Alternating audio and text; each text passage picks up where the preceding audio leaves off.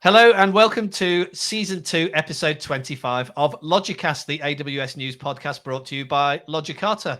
I'm Carl Robinson, CEO and co-founder of Logicata, and I'm joined, as always, by my colleague, John, as always. Goodall. How are you doing today, John?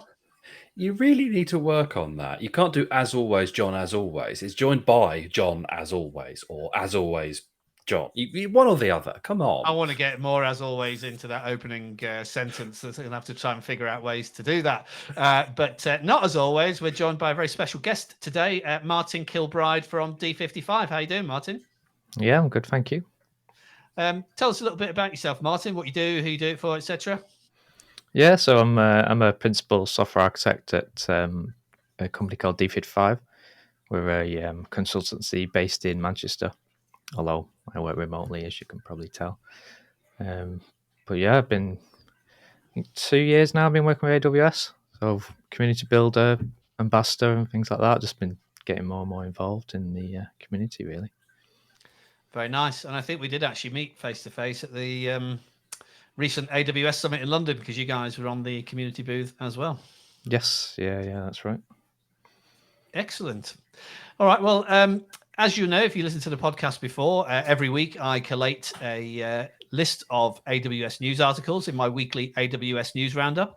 And then John and I pick a subset of those articles that we want to talk about on the podcast in more detail. So we've got such a list of articles this week. And the first one is from the AWS Training and Certification blog. And it's just a bunch of updates from the AWS certification and training team about what's going on in the world of AWS certification. So, John, what are your highlights from this one?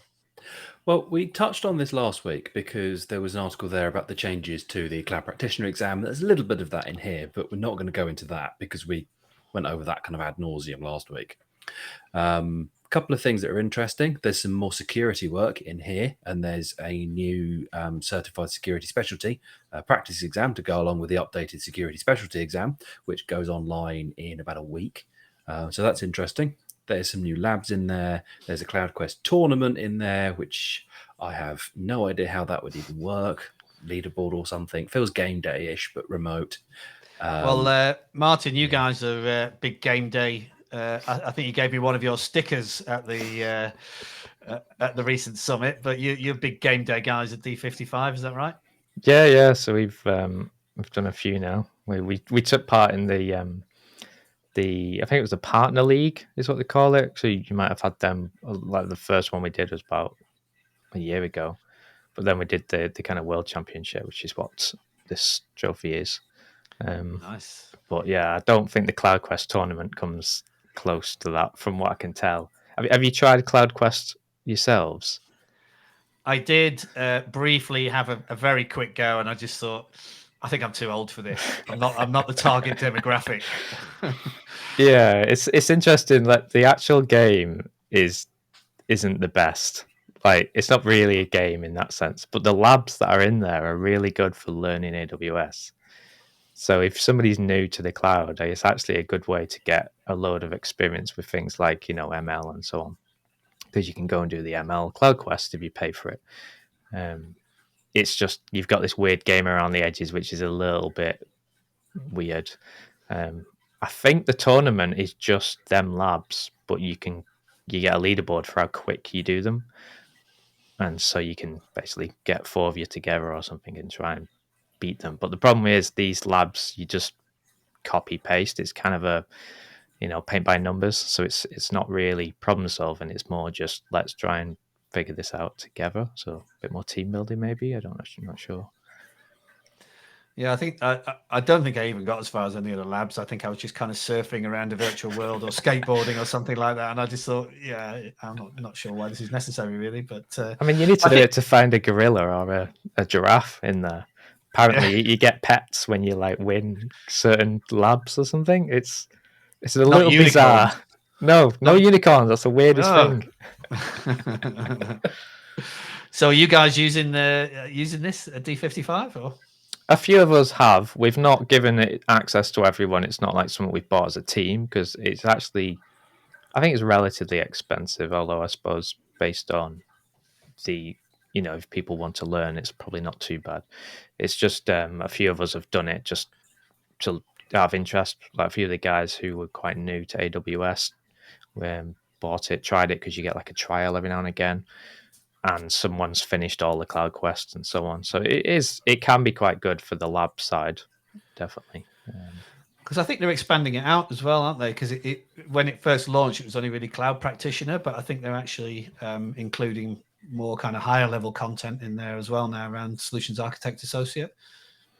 Yeah, I noticed that they've got practice exams back in there again and things like that as well. I think that's even one of the things they've added is the security one.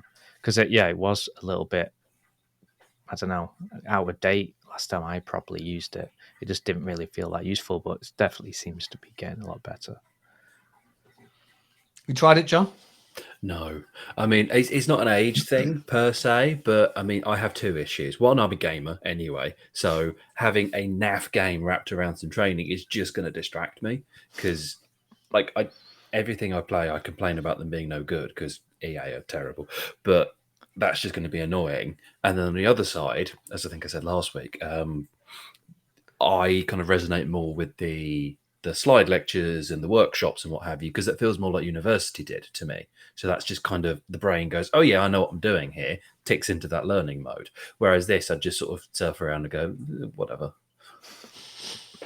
Yeah, I mean, it's not the best for. They've got a bit where you get to shoot these drones, but it's running in your browser, so your mouse is not very sensitive, and so it's really difficult and it's very unsatisfying.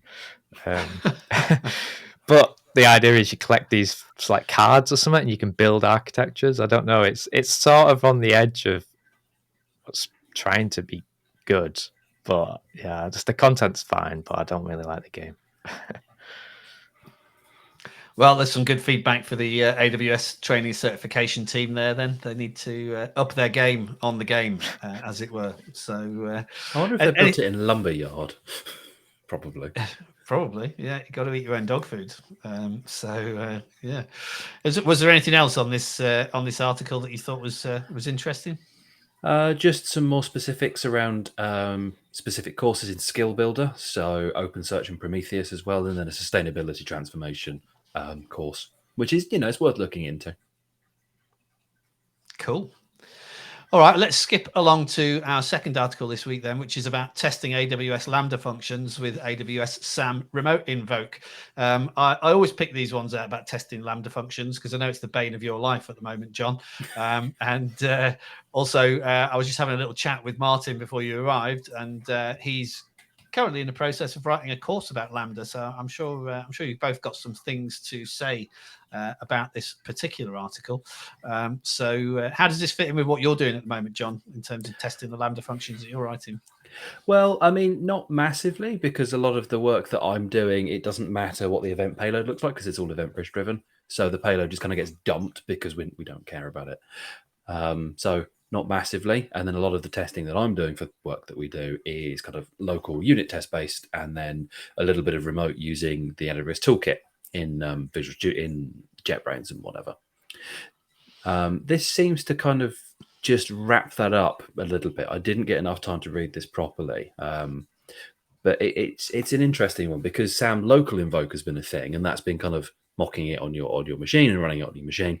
But not quite, because it's running on your machine in a container, but then all the permissions are just kind of there. It's just kind of in admin and all the rest of it.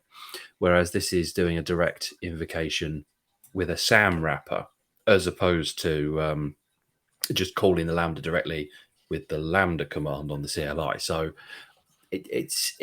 I'm not really sure where this fits, to be honest. What do you think, Martyn? You see where it fits in your workflow? I was nodding because I kind of agree. So I don't generally use SAM. We use CDK most of the time if we can. But we have had a couple of clients who use SAM, so at the moment we are using it a little bit.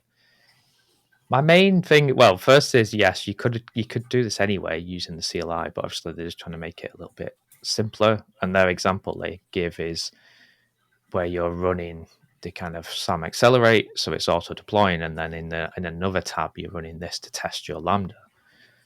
But my main thing with it is that I don't really testing a Lambda on its own it's an event-driven architecture. So testing a Lambda on its own isn't actually that useful. I prefer to test the actual flow. So yes, you will obviously test one particular Lambda as you build it, so it's kind of useful. But generally, I don't spend that much time remote invoking or invoking in the console a particular Lambda. I'm more test that some sort of process goes end to end, it ends up in that queue or it ends up in that bucket.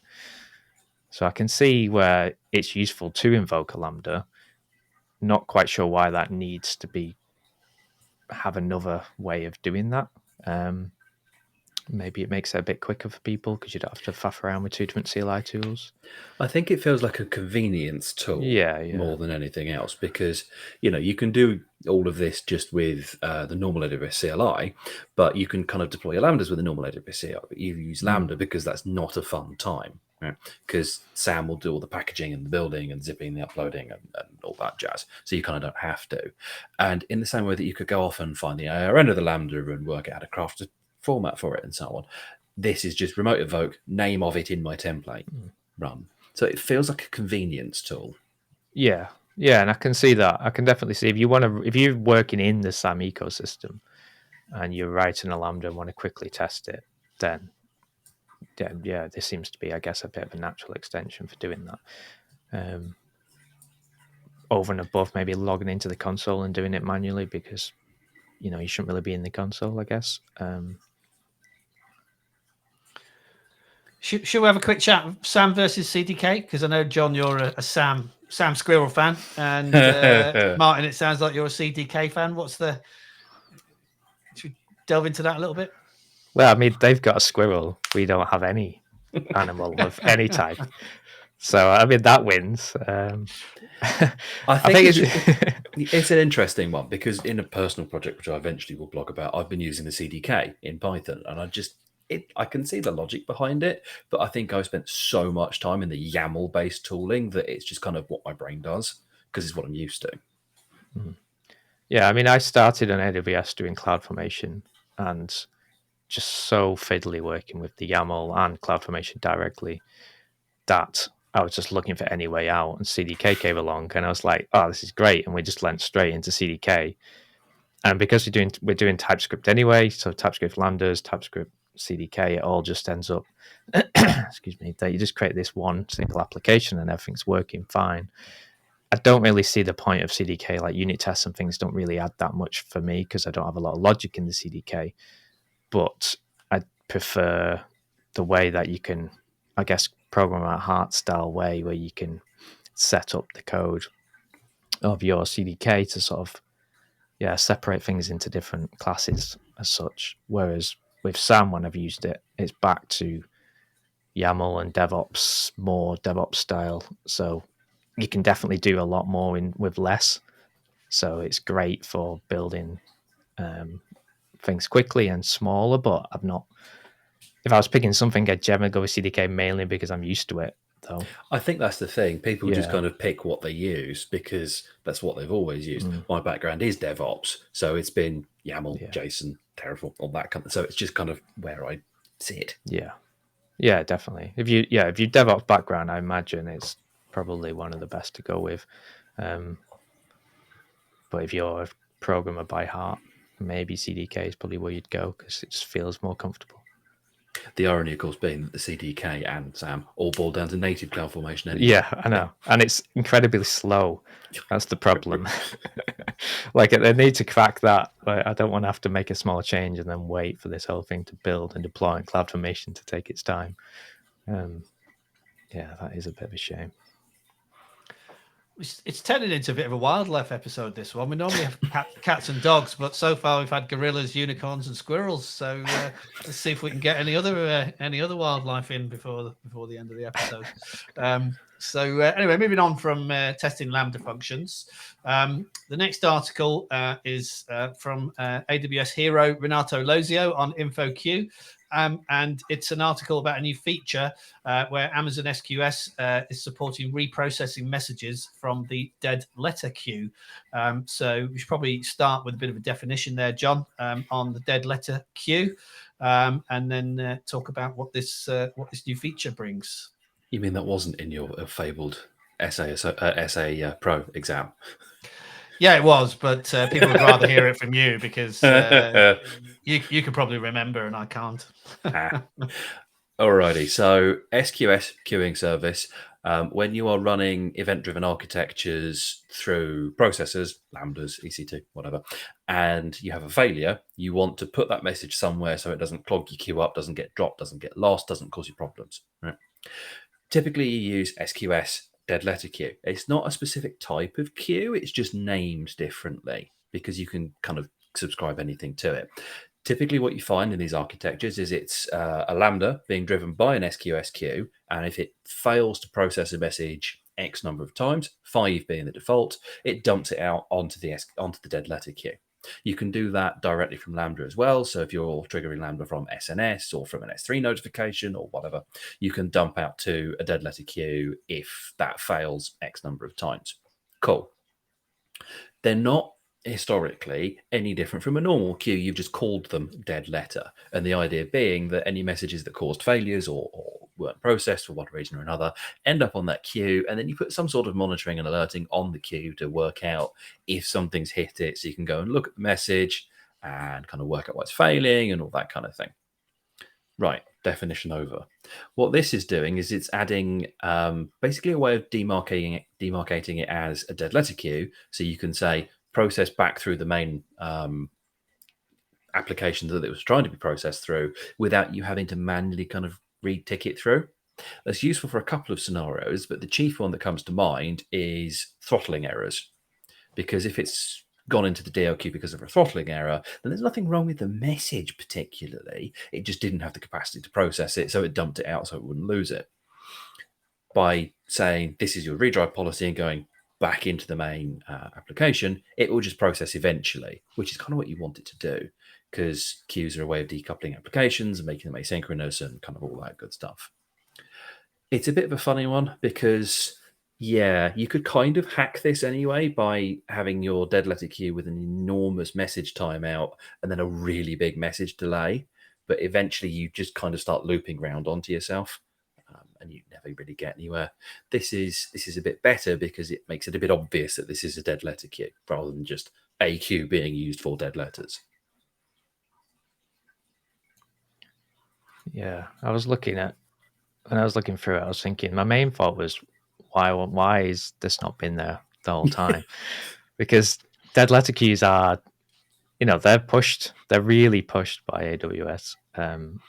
As a thing you should do. And obviously they're a first class citizen when it comes to things like Lambda, and SQS have the options to automatically do that. But like you say, they were just a queue. And it was always felt like a lot of the documentation says you really need to make sure you have a dead letter queue. Make sure your poison pill message goes into that dead letter queue. Make sure you do it. And then you're like, what do I do with the dead letter queue? Alerting. Right. Great. Okay. That's perfect. So I've got this really swish application processing millions of messages. And if something goes wrong, just push it over there and then somebody will deal with it. That's not really a solution unless you're getting one a week or one every 3 weeks. So like with this, yeah, my thoughts were the same as you. Things like if it's failing because of a timeout or it's failing because of something temporary, that's great. You just have maybe a step function or some sort of flow which can like make a decision and then push it back in. If it's failing because of a code change that you just pushed up, great, you can roll back and rerun it. That would be perfect because suddenly all the messages now can actually happen. If it's a one particular message that's failed though, and you've got a redrive mechanism, it's just going to keep pushing it back in, and that poison pill is just going to keep going around and around and around. So I'm not quite sure. Are you just pushing that problem one step further in that scenario? Maybe. I think it's just showing that the majority of things that are failing are not message based. Otherwise, why would they have done this? It's not the message, because poison pill messages are a thing, but most architectures that I've worked on and built, queues are going between internal services. Very hard to put something malicious on said queue. So it's more around a concurrency or a temporary issue. As you say, you could drive your DL queue into a step function to then inspect the message a lot more closely and work out, why did this error? Is there a problem with it? Is it meeting my standards and what have you? And then reprocess it. But you could have done that anyway. So I guess what this is doing is just cutting out that, well, let's just assume it's an okay message and just run it back round again. But then what is going to run the actual redrive? It's not automatic redrive, is it? Well, no, it is, because in the configuration of the DLQ, you can specify either back to the original application, back to the original queue, or to another queue to go and do something more intelligent with them. Okay. So it's just kind of, I think, marking it as a dead letter queue rather than just another queue. Yeah. I mean, I think it's a really good thing that they've released it. Like I say, I'm not quite sure why it wasn't there earlier, really, because these are now most stuff in AWS is event driven as much as possible. Well, I'll say most stuff. Most stuff is probably on EC2s and not event driven, but most stuff should be event driven, let's say. So, yeah, it's. I'm surprised they've not needed it because they use SQS a lot on on the Amazon services themselves. Well, we have it now, so that's great. Big thumbs up for that. So let's move swiftly on then to our next article, which is all about security and privacy inside the world's largest cloud provider, which is, of course, AWS. Slight Alibaba, isn't it? Actually, they don't include them in the stats, but I don't know. I've been reading a few articles this week about. Did you see that the Microsoft Azure revenue stats got leaked, and it's not quite as big as perhaps Microsoft might have liked us to think? Well, they've always been a bit naughty because they put the 0365 numbers in with the Azure stats. Yes, exactly. They don't break it out, whereas AWS and Google break it out. So it's always been very hard to compare. But some revenue stats were leaked, which show that that Azure is about half the size of AWS, not like 7 percentage points behind, which is where most analysts were kind of pegging it prior to those stats being leaked. Anyway, we're not here to talk about that. We're here to talk about security and privacy inside the world's largest cloud provider, which is AWS. So what do you got to say about this, John? Oh, they went about AI, didn't they? Of course they did. They had to be done. There's never any risk of them not talking about AI in this sort of article. Well, we've managed to get 22 minutes into the episode without mentioning AI, but I think it's going to be AI all the way until I hit the stop button now, isn't it? So, yeah. Oh, dear. So, yeah, there's a bit of that. They talk about CEDA a little bit, which is fun because it's just another way of doing policy as code that isn't JSON and YAML, which is, fine. It's just another language that you've got to learn at the end of the day. And then they've gone and open sourced it and what have you. So that's fine because it's more human readable than JSON is, because JSON is technically human readable, but only if you're a programmer. Because, you show that to a normal person, they're going to go, what the hell is this? Because it's not the nicest thing to look at. And then they talk about, sort of the fundamentals of security, and they talk about CEDA some more. And then they start banging on about customers and privacy and all the rest of it, which is kind of what you'd expect. And then there's a little bit that's worth mentioning because they talk about the EC2 Instance Connect endpoints and how that kind of locks down some windows and things that you could potentially exploit, because then there's no SSH tunnels or anything open, which is great, which we like, which we started using. And then, we're on about cryptography and all that kind of thing. It just gets very long-winded and a bit dull towards the end of it. And then there's an advert for some cloud firewalls. One of the things that I actually, apart from the thing you mentioned right at the end, they go in a little bit about what AWS, as in people who work for AWS, can see in your cloud, which I'm always really interested in because, we have quite a lot of dealings with AWS where they basically say to us, what's this client using? And I'm like, how don't you know this? But it's because they shouldn't know what's running in that cloud more than, well, what they say is DNS lookups and basically billing information, so they can sort of see high level stuff, but that's it. And they actually mention about, like, if the government comes and knocks on their door and says, can we have the data? And they say, we can't give you the data. There's just no way for us to do that. Apart from, they mention a little bit about RDS, which jumped out at me, where they say because it's not built for the cloud, a lot of these, not RDS specifically, but obviously things like Microsoft SQL Server and stuff like that, their engineers can remote as root onto them servers to do maintenance to make sure that the SLA is high. So technically, they can do a select all and start looking at that data, and that's one of the things that they want to fix or try and get rid of. But it does make you wonder. There's a lot of people at AWS. Like, how do they know? How do they audit that sort of stuff isn't happening? So they've said they're going to build in some new features so that they'll basically say to the customer, we need to do this and you okay it, and try and build in all that kind of auditing. But that says that's not there right now. Yeah, it's an interesting point, isn't it? It's reminds me of the whole WhatsApp, Facebook Meta discussion around what can they see. We can't see any of your data; it's all encrypted. But if somebody, if law enforcement asks us to show it, then we'll show it to them. Which is what drove this sort of mass migration away from WhatsApp, wasn't it? So, it was less that, and it was more that they were going to colo the WhatsApp servers onto Facebook Kit. And then they realised that they couldn't actually do that in the EU because of GDPR. So WhatsApp in the EU is still fine because Zuck can't get his hands on it. But yeah, in the States, don't use it. Speaking of Zuck, do you think this fight's going to happen between him and Elon? So. I really hope so. I mean, I would hope so, yeah, but there's no way. Elon says a lot of stuff. It'll be funny because Elon's got about, 40 pounds and 3-4 inches of reach on Zuckerberg. But Zuckerberg's a black belt in Brazilian Jiu-Jitsu. Yeah. Just destroy him. Elon is a bit... Yeah, he says a lot, but I can't see him following through with that. It's a sort of like if Trump said, "Oh yeah, I want to join him in this fight," and you kind of like, yeah, wouldn't. Yeah. It would attract quite an audience, though, wouldn't it? If it did go ahead. Well, it might be able to make Twitter profitable if he just charges per view. Like. Yeah, pay-per-view on Twitter only. Yeah. I don't know. Isn't he trying to do that anyway? Well, 6,000 tweets a day. Okay, never using Twitter again. Yeah. Okay, let's move on to the last article of this week then. This is a new service announced by AWS last week called App Fabric, which we had a little chat in the preamble. We're not quite sure what it is, but the good news is it's going to use AI. So isn't it wonderful?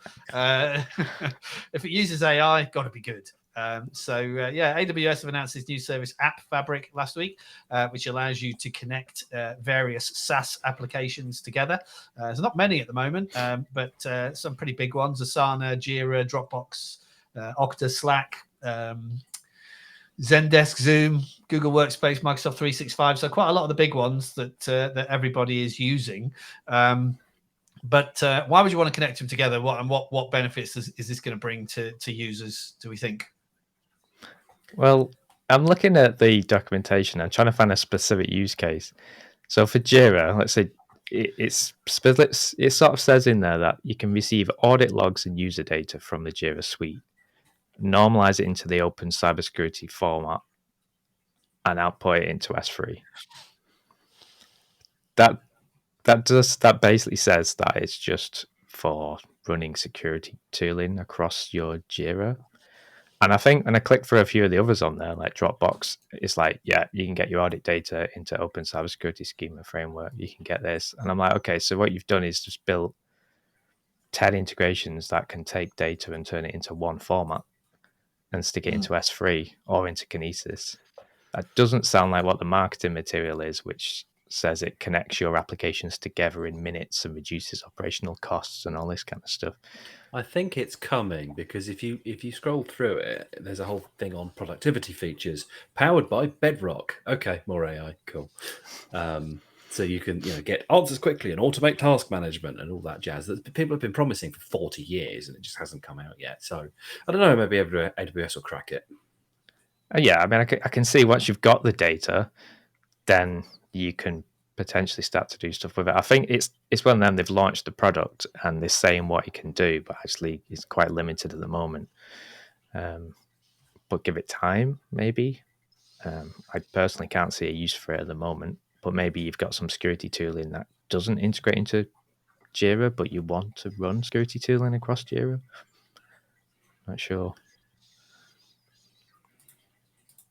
I think it feels very audity at the moment. It feels very, I want to get my audit logs out of Jira, out of this, out of that, out of these supported tools, so that I can run Athena queries. Because if you dump it into S3, you can then query it with Athena. Cool. So you can start looking at users that are doing things and start to perform analysis and see where your pain points are, see where your security holes might be, and all that kind of thing. But it's also compatible with sending that data out to other security tools, so Logs.io, Splunk, if you don't like having money and you use Splunk, and a couple of others. So it's, at the minute, it feels security audit focused, and that more is possibly coming. Well, watch this space, I guess. We'll bring you more as we get it. But that brings us neatly to the end of our time this week for Logicast Season 2, Episode 25. So thank you very much for listening. And thanks, John, for your insights. And thanks again to our special guest, Martyn, for your insights as well. You can find us on all major podcast distribution channels in both video and audio format. So thanks for listening. We'll be back again next week with another episode of Logicast. See you again next time.